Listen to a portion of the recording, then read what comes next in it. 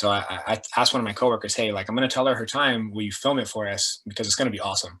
And so at the end of the session, when we're reviewing times, I told her, well, your first run of the day, you hit 18.1 miles per hour. And she's like, what? Like she was just juiced. She's like, I hit 18? And I was like, yeah, but wait, your fastest run of the day was 18.3.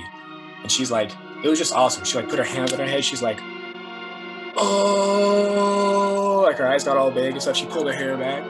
And we caught him on camera, which was awesome. And like we posted it to our Instagram. And that was just like a super awesome moment to see her.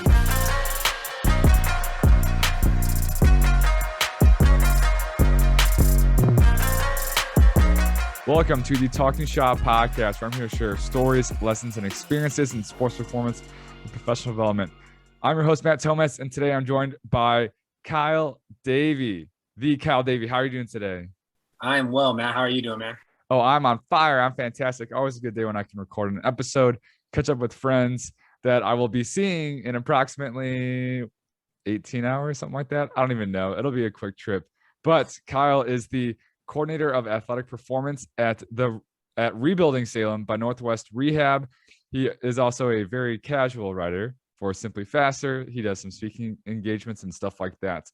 But Rebuilding Salem, that's the social media handles, is an awesome facility out in Oregon that is bridging the gap between performance and rehab, and that is actually our connection. I'm going to go shoot a video for them for 1080 motion because they use the 1080 sprint in awesome ways, kind of bridging that gap from the table to the turf. So it's a little bit about him, how we know each other. And I'm excited for this because we chatted a few times, but not too much about your background. You're also a dad, super busy. Number 4 on the way? Number 4 on the way. Yeah, we're super excited. Yeah, so very exciting times, but we will get into it. So what is the story most fundamental leading you to now? So basically, without that story, you wouldn't be on this path. I mean, I think there's kind of two. I won't try not to like belabor them for a half hour, but basically, I started personal training when I was in college, basically just to make some money, just because it paid more than minimum wage. And the truth is, I went everywhere in town looking for a summer job, and the gym included. And they said, "Are you a personal trainer?" And I thought to myself, well, I'm like about to enter my sophomore year. I took one exercise science class, and I've played football my whole life. So no, I'm not a personal trainer, but I could be.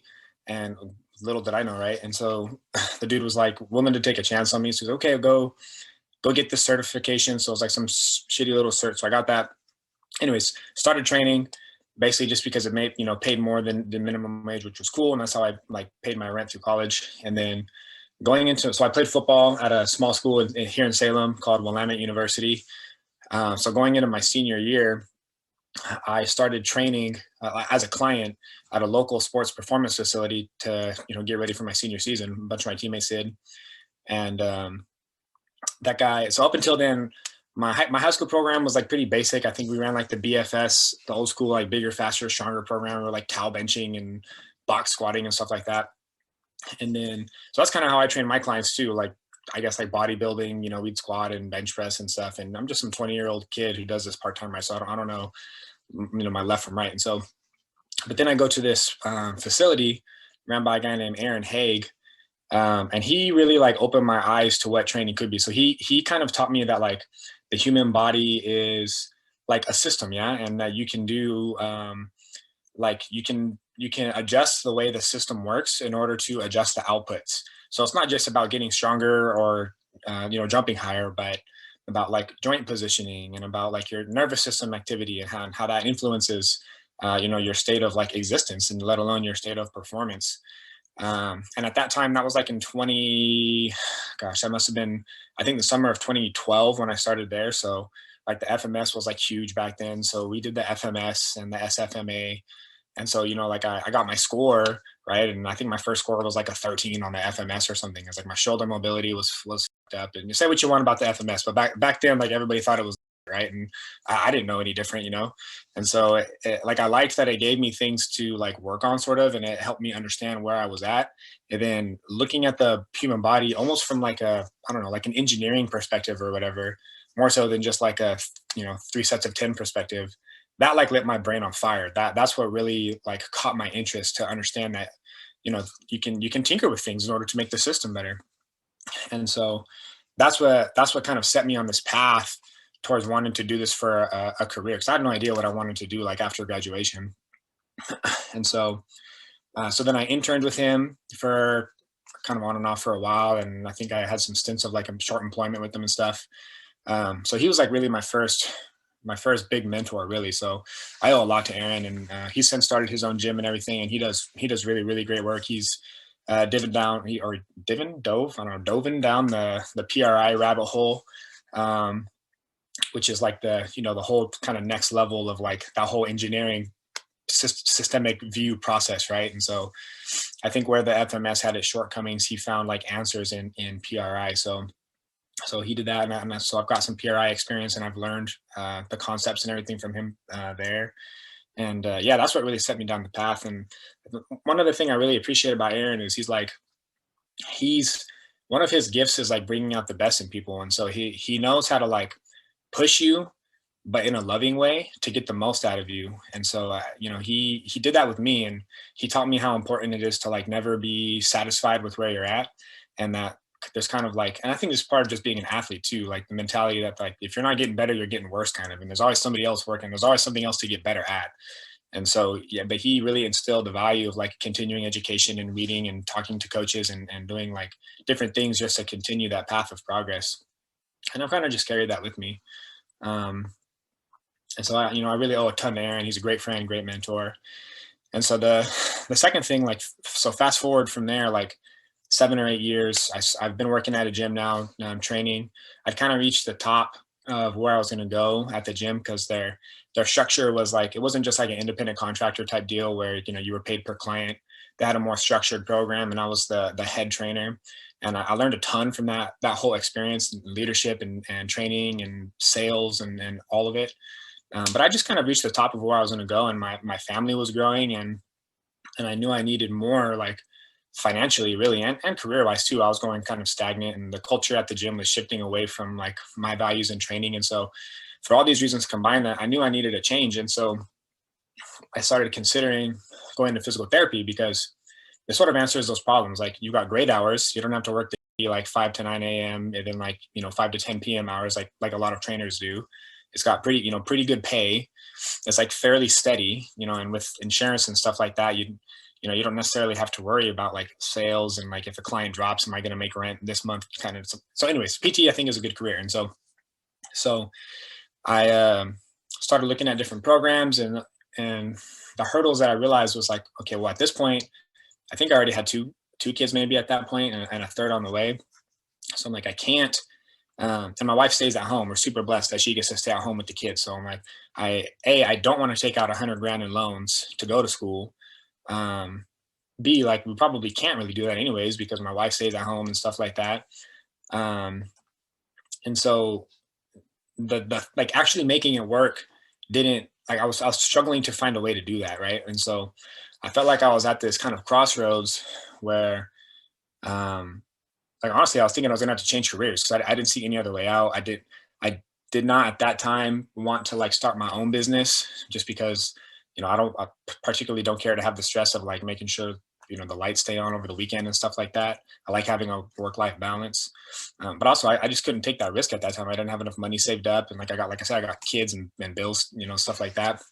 So anyways, long story short, I found the answer to my problem in the U.S. military physical therapy program. And if people don't know about this program, like, if you guys are interested in PT school, I would highly, highly, highly, highly recommend looking at the U.S. military physical therapy program, accredited through Baylor. And for me, I've always been sort of military, like, minded, I guess, and like sympathetic towards the military. I sort of come from a military family, and it's always been kind of something that I've wanted to do, and stuff like that. So that was automatically appealing to me. But it checked all the boxes for me. Like, all the other big boxes, obviously, like if you're in school, you're taking out money, debt, but you're not making any money either, right? So there's like a huge swing there. And so the Baylor program through the military, it's actually a couple years ago when I looked, it was the #2 program in the country, right behind USC. I don't know where it's at now, or at the time of the listener hearing this podcast, but one of the top programs in the country. and the government pays for your school for you because it's a military program, right? But you are an active officer in the military while you're in school. So you're actually getting paid to be in school, and you got full military benefits, full military honors. Military like takes good care of your family. Insurance is awesome, and actually the money for an O1 officer, that's what you are. You're an O1 officer while you're in school, and right when you graduate, you get promoted to O3. And the money for an O1 officer is pretty damn good. And then you get like the housing stipend on top of it. So I actually would have been making more money. I think at the time I calculated it, it was like between the salary, the O1 salary, and the housing stipend that they give you, it was like 55 or 60 grand a year just to be in school, right? And then you're not taking out the loans and all that stuff. And so, um, yeah. And so I'm like, okay, boom, this is what I'm doing. This is how I'm gonna like take care of my family while I still get to stay in a field that I love doing, and I don't have to go get some like state job or something like that I hate, and be one of those people that like, looks forward to Friday and stuff like that. And so from there, I got an internship at a local physical therapy clinic run by a guy named Mike Studer, and that's Northwest Rehab Associates. And spoiler alert, that's the company I work for now, right? And so Mike is a world-renowned. He's a expert in geriatrics and neurology, and he's like, I don't even know how many papers he's published, and he was kind of one of the pioneers behind dual tasking, sort of the discovery and application of dual tasking in neurologic rehab. A motor learning, like a motor performance guru. So dude, like I say, published his papers, and I don't know how many textbooks he's edited and co-authored, and travels all over the world giving like workshops and stuff, of course pre-COVID and post-COVID. But so he's a top-notch guy, top-notch therapist, and an even better person. And so I go there and I do this internship for a couple months. I'm boosting my resume. I'm like I like took like a class online to get my grade up or whatever, to apply.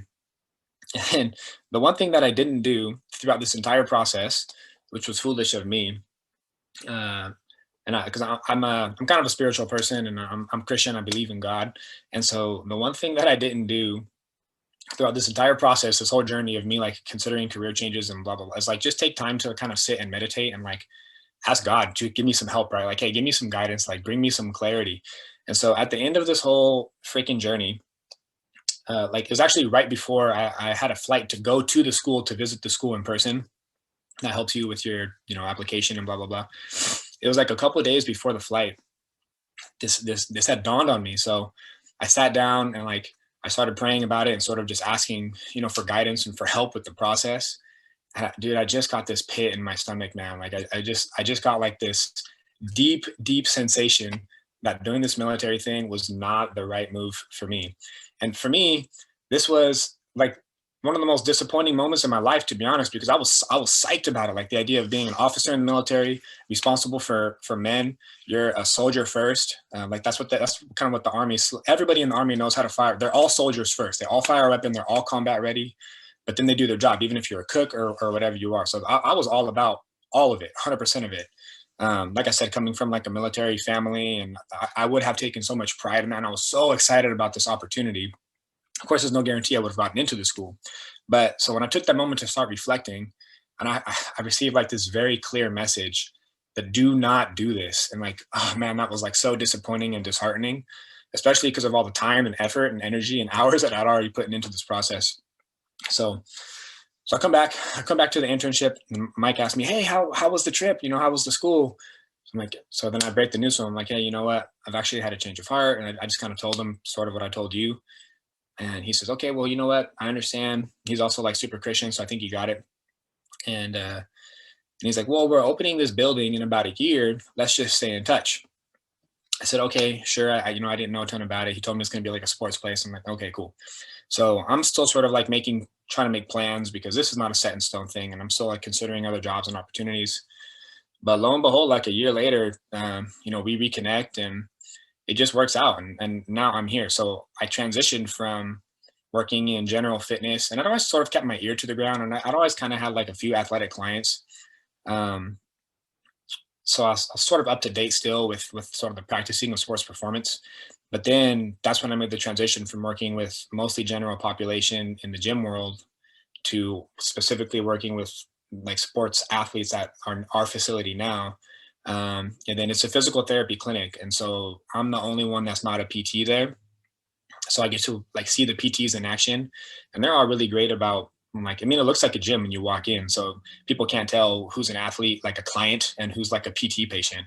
And so it's been fun watching the PTs and learning from them, and then kind of experiencing like the bridging the gap between, you know, getting cleared from PT and being game ready. So it's just been an amazing journey for me. And like the take back that I get from like when I look back on the whole PT school thing is like, hey, you dummy, like the first thing you should do when you're considering gigantic life decisions, and for me, is like pray about it and reflect a little bit about it. And don't just like, I don't know, you got to do that. But B, I feel like I went back and forth. Like I sort of argued. I don't know. I don't want to turn this into like a Christian podcast or whatever. And I know the whole Christianity thing is, I'm going to catch it from a lot of sports scientists, but I don't care. But like I went back and forth with God for a long time. Like, no, this isn't right. Like this is what I'm going to do. And then at the end of the day, like I knew it, man. As soon as I had that pit in my stomach, it's like, how can I move forward with this if I feel so awful in my brain? It's amazing, but in my heart and my gut, it's like literally making me sick. And so I'm like, I got to do it. But I think in the end, like I was kind of rewarded the way I perceive it, at least.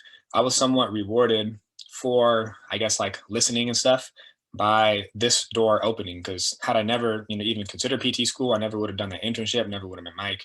And so I don't know. Here I am. That same thing's happened a few times in my life where it's like I'm a dummy, but I kind of do something smart at the end, and then it sort of pays off. So I don't know. It's a recurring lesson in my life. Definitely sounds like a theme I can relate to, of doing some stupid stuff and then you somehow get some sense knocked into you and then it kind of plays out and stuff like that. But kind of going back to the beginning of your journey with Aaron, your first kind of mentor, and it's always funny, like just the first like real taste or experience of performance, and then you're like, this is way different than any textbook or any class I've ever taken. And maybe just because like it's so new, but it makes so much sense. And it's so like relatively untraditional, I guess, if that's the word I'm looking for, to like classes and stuff like that. And then you're kind of just hooked and then you go from there.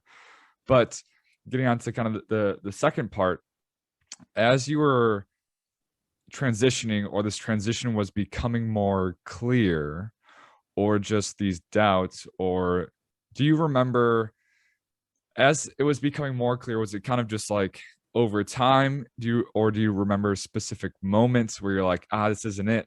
Or kind of like looking back at being totally content to like, I have to make a decision because this isn't it. Was it like small things that added up? Was it kind of just like a feeling that popped up one day, but it wasn't like an acute thing? Or do you remember like it being a one-time thing? Like the decision to not do the military program, you mean, or the decision to change, like I needed to change in my career? The career.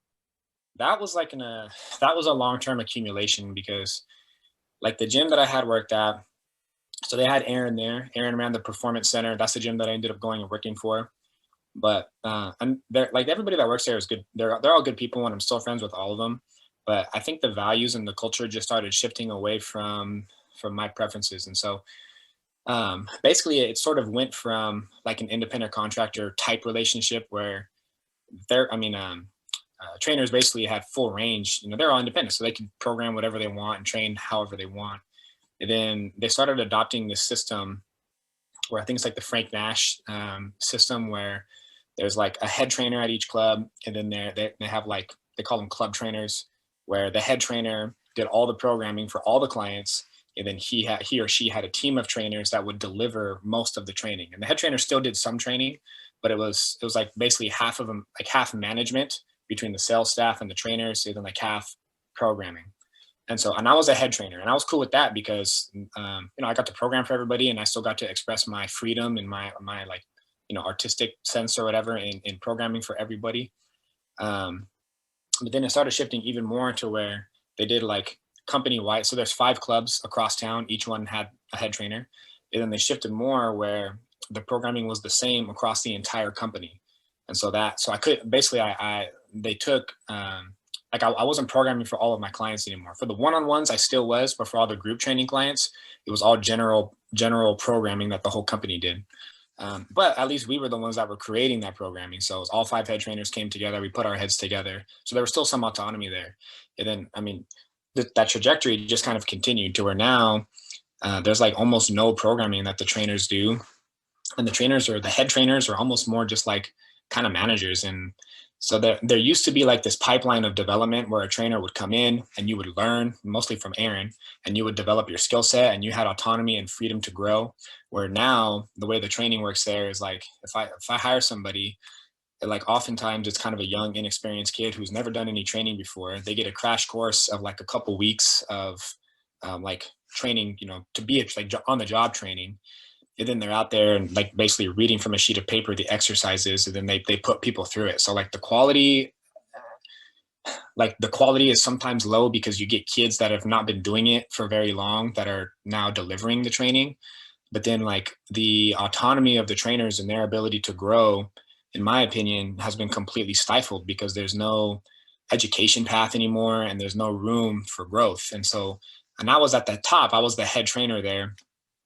And so I just knew that I could stay there forever and keep doing kind of the same thing, which I was growing more and more dissatisfied with, or I had to make a change. And then there's the financial part too. Like I said, my family was growing and I knew I needed more financially to secure the family life that I wanted. So that's kind of what, what spurred all that. So it's just like a slow trickle. And then like, it's been a great business move for them because I think they're making more money now than ever. So I understand why they did it. But it just, in my opinion, it felt like the values shifted from how can we deliver the best product possible to how can we like monetize this and be as successful financially as possible, which I'm all about. You got to make money. I love money. Everybody wants to make money, but the way it was being done just didn't align with my concepts and my values. And so just over time, these things started shifting. And I just knew at some point it's like, all right, like I can see where it's going and I got to do something. And that's fair because as long as you know what you want and what you value and what you don't value, and especially because that was the beginning ish of your career, it's like, well, it's equally as valuable to learn what you want and don't want, or sorry, it's equally as valuable to learn what you don't like and what you don't want and things you wouldn't do if you were like in control of that situation, as it is figuring out the opposite of all of those things. So it sounds like quite the interesting structure, but like they have their reasons and it didn't align, and then it put everything else into perspective, and look at you now killing it with a 1080 sprint at rebuilding, about to have some stranger flown out to just hit record for 5 hours. But so cool start to the story, fundamental. So next big question, basically the coolest story. So if you had to tell one story thus far, some stranger, some exchange student, it's like, oh my gosh, you're like a coach, like what's the coolest story so far? You can only tell one. What would it be? Okay, so I started digging around and like experimenting and learning about all kinds of different like corrective systems and like approaches to understanding, the engineering side of the human body, like we've been talking about, right? And so learning about dysfunctions was the buzzword, the hot word back then, and I was kind of poo-pooing the word now, but so I was introduced to like the critical, like the visual system, the importance of the visual system, and sort of the visual system's ability to create changes in the nervous system that can manifest in like changes in mobility or changes in pain. And I still sort of believe in that to a certain extent. I don't practice it a ton anymore, although I do think that vision is kind of like a hidden frontier that doesn't get trained enough in athletes.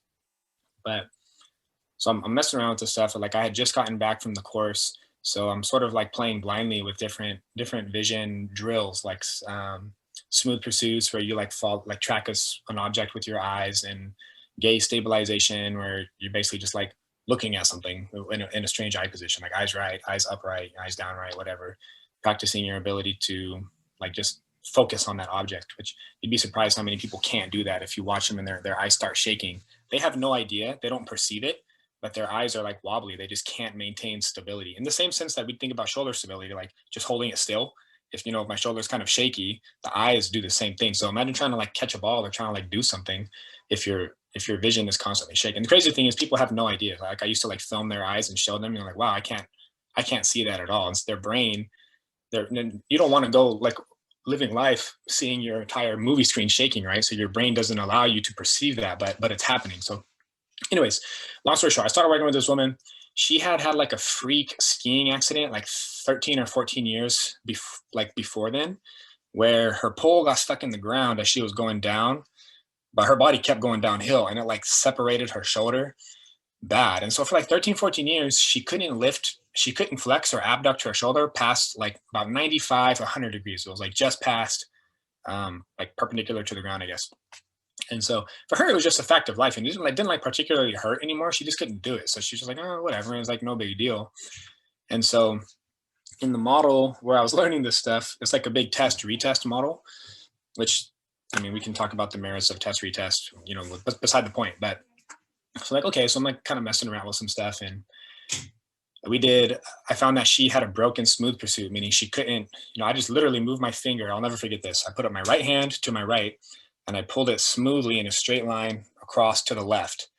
And she couldn't track it smoothly with her eyes. Like her eyes would jump and shift, and like you could just see it, her eyes it just wasn't smooth. And so I'm like, okay, well, let's practice this a little bit. So we practiced like, I think 3 or 4 reps, took about 20 seconds, right? I'm just like, watch my finger. And then I'm moving it nice and slow. Like you're getting a concussion screening or something. And we did that like 3 or 4 times. And just out of curiosity, I was like, okay, well, let's try your shoulder motion again. She goes, woof, all the way overhead, flexion. I was like, what? And then she goes, woof, abduction, completely overhead. I was like, we both looked at each other. She started crying. I started crying. We were like, what the just happened? It was like, how long has it been since you've done that? She was like, it's been like 13 years since I've had the, skiing accident or whatever. She's done all kinds of stuff like frozen shoulder, PT, like whatever. I'm like, what the just happened? It was like the most craziest thing ever, dude. And like, that's like the craziest story. And, that's like the pie in the sky kind of one-off thing. And it's like, you tell that story and people are going to expect you to do something magic for them. And that's not the way it works. But if you're asking for like the craziest story, that's like probably the craziest story. Oh my gosh. It's one thing to hear those stories. It's one thing to experience those firsthand, and similar with, RPR, if people know what that is, or just like visual stuff, or some of those things that aren't as like, they seem kind of voodoo-y, for lack of a better term, just because it's so new or just untraditional. And you're like, I guess that like makes sense in theory, right. but man, seeing that firsthand, and then like, it was just effortless. She just went overhead. Yeah. She started slow. Like she'd always kind of move kind of slow. And so it was funny. Like she's going slow, and then she's getting to that point. You can just see her face. She's like, okay, you're an idiot. You're asking me to watch. Like, that's how people perceive it, which I understand. You're like an idiot. Like I'm watching your finger with my eyes. Why are we doing this?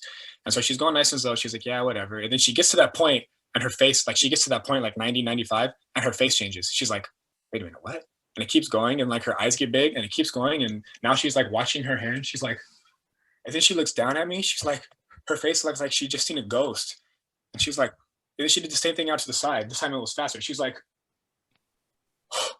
holding her arm overhead, looking at me, like eyes big and everything. And she like starts crying, and then like I'm freaking out too. I'm like, what the hell? So then I start crying, and it was weird, dude. It was like the weirdest thing. Do you still do visual stuff with your athletes right now?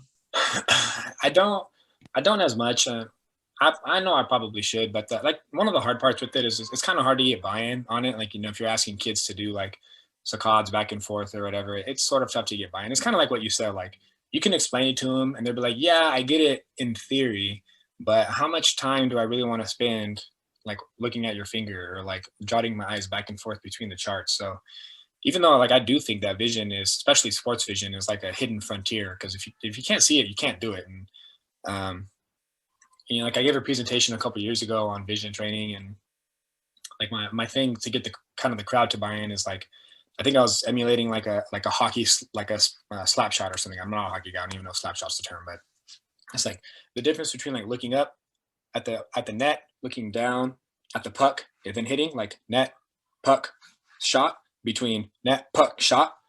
Those like that difference can make the difference between like making the shot and not making the shot, right? It's just that split second, right? So I find the net, I find the puck, I shoot versus net, puck, shoot. Like that half second can make the difference between making the play or not. And when you're talking about like high performance sport, that's the difference between making the catch in the corner of the end zone and not making the catch, between securing the scholarship, securing and it's not just one play, but you do that over the course of your career. You know, if you can make that catch 8 out of 12 times versus 4 out of 12 times because you see it and you perceive your environment faster, that stuff adds up, and that can make a difference between a contract and a not contract and a Super Bowl win versus not a Super Bowl win, and blah blah blah. So it's not a substitution for jumping high. You still got to be able to jump high, but if you jump high and it takes you, you know, 0.3 seconds longer to actually locate the ball and then put your hands in the right spot, I mean, it might be too late by that point. The ball might be ricocheted off your fingers or whatever. So I don't do it as much as I should, but I still think there's a ton of value there. It's interesting. So it's tough to justify that when you have 13-year-old little Timmy, you know, where it's like, I see you 2 hours a week. Am I really going to spend 20 minutes of those 120 to like kind of go through this stuff? Versus when you're like a pro athlete, that's what you get paid to do and you have all day to train. But there was, I want to say Michael Pittman or Michael Pittman Jr., if that's his name. He's on the Indianapolis Colts. He has this like YouTube vlog thing, and has started doing vision stuff in his off-season training. And then he commented that when he first got in the league, he called up all these greats, you know, just to ask what they do. And Larry Fitzgerald, who's like one of the best receivers and like literal receivers, like catching the ball of like all time. And that was like one of his big things. And like, and it's similar to like how the feet are getting more traction, you know, force starts and ends with the feet, you know, and if you have bad foot complex and ankles, you know, like you can't get, doesn't matter how powerful your hips and your knees are and stuff like that, you know, if the ankle's not good, it's kind of like the weakest link. So it's one of those things where it does make sense, but, and if you have the time, if it makes the most sense, if is the juice worth the squeeze versus like getting really strong, et cetera, et cetera. You know, if you catch the ball, but you're super slow, you'll get tackled anyways, you know? So it's kind of that back and forth, but it's interesting that now you have that experience to draw on, and then you can explain that and tell that story. And that sounds like a super crazy story. So very, very, very cool. So last like question or story. So the proudest story you have thus far. So just kind of the biggest full circle moment, or looking back, you're like, that was sweet. I'm proud of how that played out. I mean, the whole like PT school thing is definitely like a big full circle moment for me, right? So I won't like rehash, you know, I just told that story, but like aside from that one, I recently had, I have a free lap timing system, and so one of the things I do is keep a top speed record of like kids flying 10s, and so we post it on the board, and we had the number one, so I keep the top 5, and the number one female right now, her name is Emily Steffen. She's going to Boise State next year. She's a senior in high school. She hit she's a track athlete. She hit I think it's 19.8 miles per hour, which is pretty impressive time. I think the 10-meter split was like 1:15 or something like that. Spiked up, and so I started training this other local sprinter who's a year younger than Emily. And like in Oregon, track got canceled last year. All spring sports last year got canceled, and so for these high school kids, you know, she's the girl in training right now is a junior. Her sophomore year got canceled, so the last time she had competed was her freshman year, like 2 years ago, right? And so she comes in day one or whatever, whenever we do the testing, it was like within the first week. I think her time was like 17.3 miles per hour, which put her like, I want to say number 4 on the leaderboard. And so, but the cool thing is like she knows Emily, who's the top of the leaderboard. She knows her just through Emily is sort of like a local, I don't know, track, you know, high school track stud. And so this girl, being a younger sprinter, knows who Emily is and like has seen her at some of the bigger invites or whatever her freshman year, and is kind of like looks up to her. And so when she saw Emily's name up there, she's like, oh, I really want to get up there. And so she's like, okay, I want to hit 18 miles per hour was her goal. And like the number two, so Emily was at 19.8, and at that time the number two spot was like 17.8 miles per hour thing. It was just this huge gap between Emily and the next person. So we're working, and she had some mechanical issues. Avery did, and her, like specifically her hip, she was like super far stuck in the anterior pelvic tilt, and it was just screwing things up. And so we're working through that, and we're doing max speed work, fly runs, and blah blah blah. And slowly but surely, every week she starts hitting these PRs. So it's like 17.3, 17.5. And like she said, day one, my goal is to hit 18 miles an hour. So 17.3, 17.5, and it was like 17.6, 17.7. And then there was a couple of days where like you and I were just talking about this on Twitter, or I piggybacked on your Twitter feed with like Brendan Thompson, I think, about like, you don't hit a PR, so it's a disappointing day, or like you get close. There was one day where she literally tied her PR for like 4 reps in a row.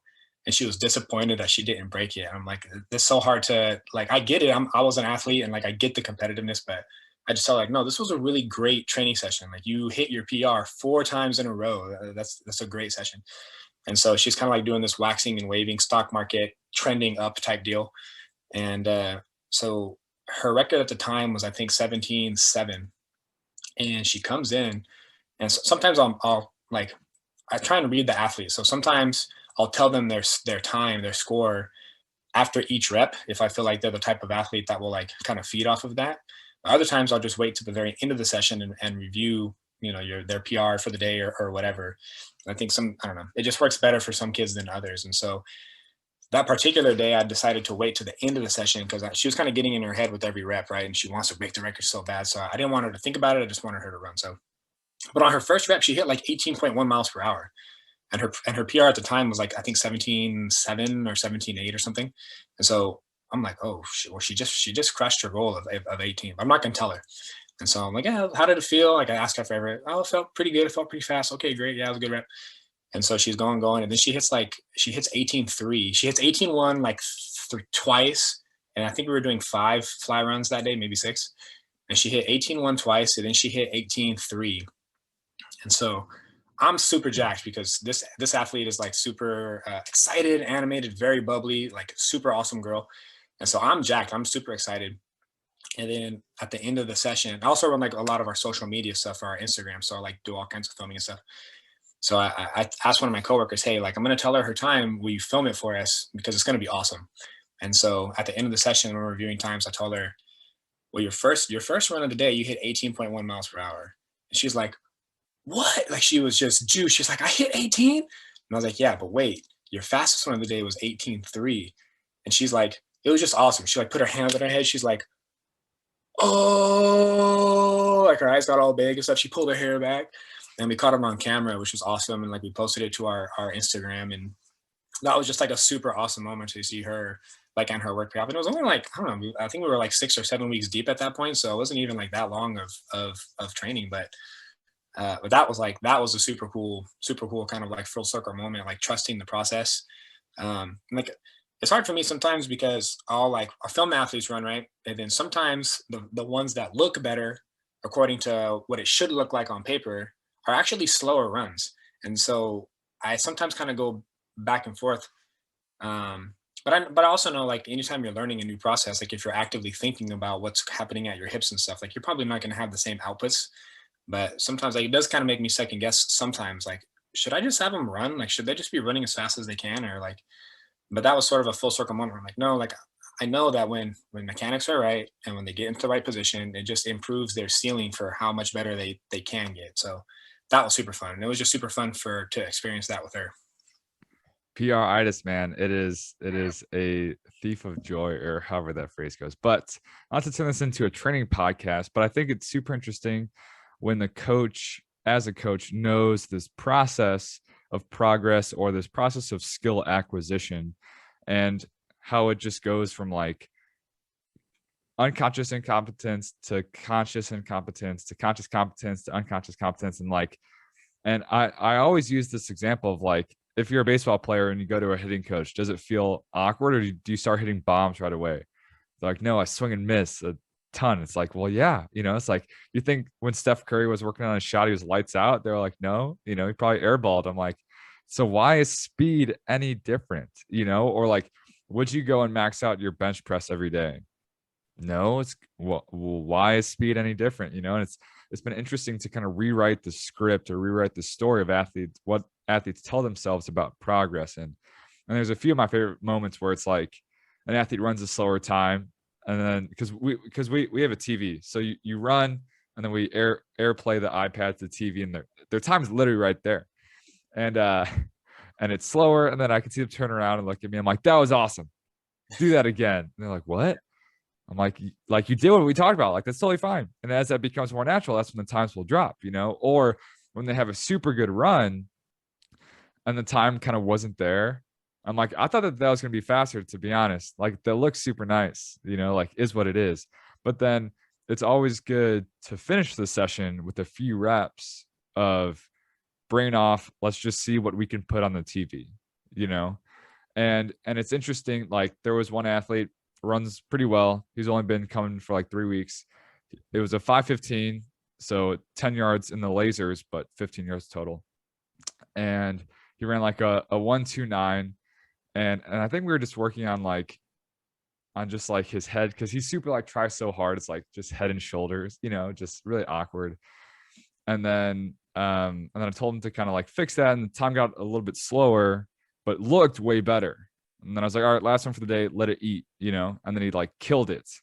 And then I could see in his head, it's like, man, I could have ran like a 1:26 this whole time, but he ran like a 2:9 and then a 3:0. And then I'm like, well, was that slower rep where we worked on it, was that worth it to get to the 2:6? And he was, or like, do you think that helped? And he's like, yeah, like, I think because I did it once, it's just super interesting when you have, I think the hardest thing is you have such direct feedback.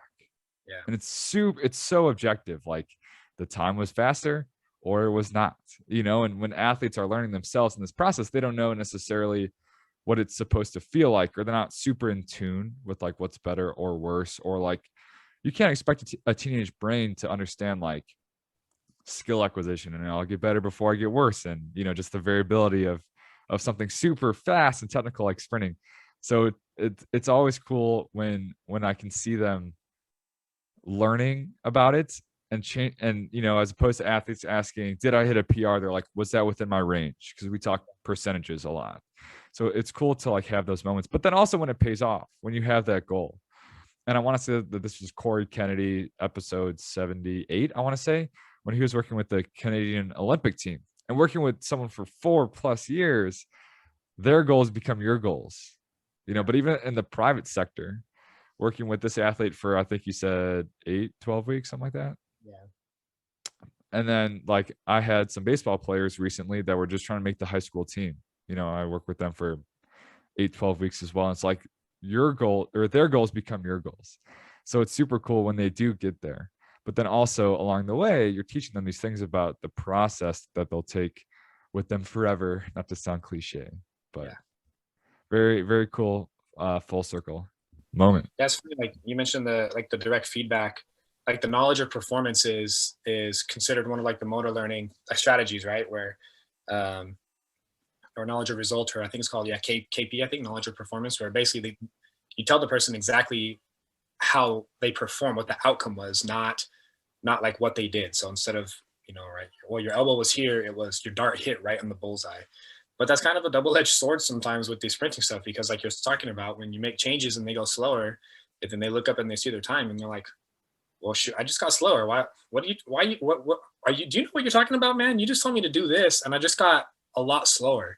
And so, yeah, that's why sometimes I like to not tell the kids their time until like the very end. And then, yeah, I definitely use like the ranges like you talked about. But, it's been funny too. I've found that, especially with the kid, like I work with mostly youth athletes.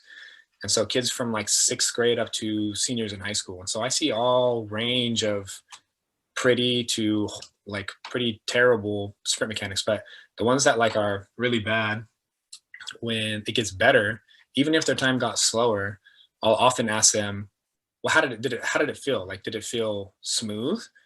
And I know, I recognize that I'm, I guess, kind of planting this word or whatever, but oftentimes I'll be like, yeah, like it felt like my feet feel a lot better, especially if they're like super heel strikers or whatever. They're like, yeah, that felt way smooth. I felt like I was like gliding across the track. I'm like, okay, perfect. And sometimes I'll tell them like, how fast do you think you were going percent wise? They're like, oh, I felt like it was like 85%. And then if I know the times, I'm like, wow, you were actually going at like 92% of your top speed. So you tell me, you feel like you're going at 85% effort, but you're really going 92% top speed. Do you think that's a good thing? They're like, yeah, I do. I'm like, yeah, I do too. So let's keep working. Yeah. The same athlete that I referenced earlier, he ran a flying 10-yard as like a 0.995, like second day in the facility, which is pretty fast. You know, he Yeah. runs like a 6'9", 60 or 6'6", like kid's just fat, like under a 7 for sure. And then he's like, oh, I want to get faster, faster, faster. And then me, I'm like, yeah, you are fast, but yes, it's exciting that we're starting here, but yes, you still can't get faster. But so working with his top speed, he's just super like reachy, just super like not, you know, just like listening to it on rhythm or on video is just like super, there's no rhythm to it. And yesterday, I think the fastest he hit was like a 103, but I was like, that was smooth, which is what we're working on. And the 995, that's super fast anyways. And like you baseball just started, you said you're not sleeping well. So the fact that like we're just trying to get our smooth runs versus our like max effort runs closer and closer. And once those meet, then it'll all come down. And then like just the fact that he left that session not hitting a PR, feeling good, like he got really high quality work in with his body not being in the best state was just like such a huge win. And it's just like going to go so much further in this like LTAD model of just like, I think we can all say that the X factor is like the number of training sessions, right? Or consistency, or just like, you know, it's like something like that is going to make them want to come back, which like it might be a private sector thing, or that we talk about experience, you know, but it's like when they talk about their sessions, is it, oh, I hit PRs every time, it's awesome. Well, eventually you'd be running a 0.00, and I don't think that's possible, you know? Right. So kind of just rethinking how to coach and just inform them about this process has been huge. I love some of the videos that you post of like the fun stuff that you do. And I saw one, I think like I've seen you set up a couple obstacle courses for the kids to go through. And I think one of the last ones I saw was the kids were like lateral shuffling or running sideways, but they were juggling tennis balls, I think, or like throwing it up like super high in the air. So then they're having to track it. That's awesome because they're not looking where they're going, right? So they're building all those like sensory skills, and they're just smiling and having fun. And yeah, I mean, that's the stuff that brings, especially the younger kids, the like the less competitive ones or whatever. That's the stuff that keeps them coming back. Which, like you said, it's that longevity and consistency of training that's key. So, whatever we can do to keep the kids in the facility, that's a good thing. It's always fun to think of like new challenges, because if I told them, hey, we're doing the same thing as last week, they'd be like, you know.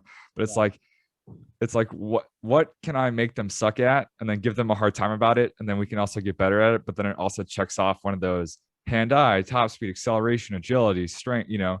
If it checks off one of those boxes, they can get better at it, and then I can just like give them a hard time, and then we're all just having a good time, you know.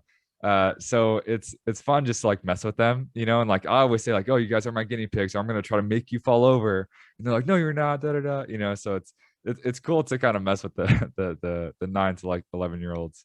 But that's a whole different story. So the last kind of big question is literally a question. So here on TSP, I love the theoretical and the stories, and I think that's so much more valuable more valuable than X's and O's. Not that it's X's and O's aren't valuable. I just think that there's a lot of material already on it. And although we did kind of just talk about X's and O's, it was more about implementing and how do you discuss and disclose, as opposed to like how to make the flying 10 drop. It's like, how do you talk about it, you know? And just the whole story of your career is super interesting. But at the end of the day, we're all coaches, practitioners, we're all trying to get better. And I like turning things into action. So if you had to give the listener one question that they can ask themselves on a daily basis to get better, what would you tell them to ask themselves? That's a really good question. I spent a good chunk of time thinking about that. And my answer is probably more reflective of what like I struggle with this personally. So my answer to your question is, what is my priority tomorrow? And I think, you know, I guess I could say like, what is my priority today or whatever, but I find myself increasingly having to, especially with like being a father and kids and stuff, I'm more protective of my like quote unquote free. I don't have any free time ever. There's no such thing as free time anymore. So it's like my time I'm at work and time I'm not at work, basically. And so I'm like increasingly protective of my time because if I'm it's like family time basically, right? So if I choose to do anything, even like going to the grocery store or like going to pick up dinner, DoorDash and like things like that, you pay extra for it, but that's like a half hour that I'm at home with my kids that I'm not in the car going to pick up food or whatever. So what is my priority tomorrow? And for me, I definitely have to prioritize like tomorrow's a family day. Tomorrow I'm with my kids and I'm not gonna um, do things, other stuff or whatever. And like in my mind, I kind of have like Monday through Friday sort of reserved for kind of work. And we have a couple nights per week that I just dedicate to like time with my wife. And then I have a couple nights per week where I dedicate to like reading or like doing like work-esque stuff, you know what I mean? Reading or writing or preparing stuff. And like here we are right now, it's, we started this at 7 a.m. on a Friday morning, my time. That was intentional, that it's not 9 o'clock on a Saturday morning, which would have been easier for both of us. But that's time, that's family time. That's when I'm with my kids and my wife and stuff. So I guess like having a plan for how you're going to spend your time and then like executing that plan for me is something that I can continue to ask myself. And I think other people can continue to ask themselves instead of just like floating through life. Like, oh, I've got some free time. Like, should I pick that book up or should I work on that project? Like plan that shit out, man. Like, hey, tomorrow there's 2 or 3 things that I really want to do. I want to read 15 pages. I want to write that article or write, a half page or whatever.